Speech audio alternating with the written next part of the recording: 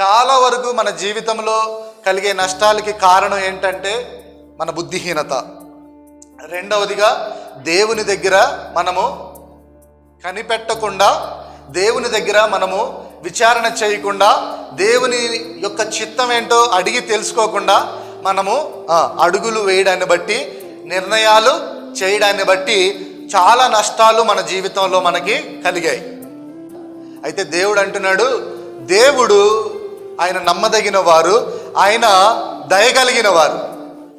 మనము మన యొక్క బుద్ధిహీనత ద్వారా మనము తెచ్చుకున్న నష్టాలని దేవుడు అంటున్నాడు, తిరిగి నేను రెండింతలుగా మీకు సమకూరుస్తాను. ఆమేన్.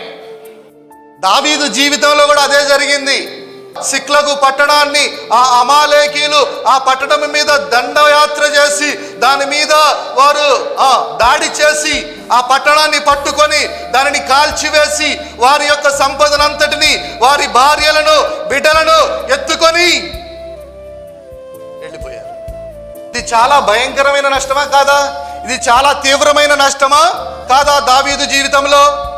అసలు అంత నష్టం జరగడానికి దావీదుకి కారణం ఏంటో తెలుసా?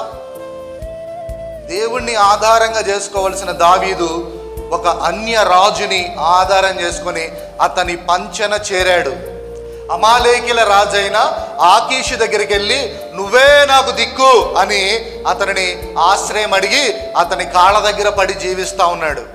దావీదు ఎవరి కాళ్ళ దగ్గర జీవించాలి చెప్పండి కదా? ఎవరిని ఆశ్రయం చేసుకోవాలి చెప్పండి? దేవుణ్ణి. ఎవరి పంచన జీవించాలి? తాను చేసినటువంటి పొరపాటును బట్టి, తాను భయముతో తీసుకున్న తప్పుడు నిర్ణయాన్ని బట్టి ఇంత గొప్ప నష్టము అతని జీవితంలో వచ్చింది.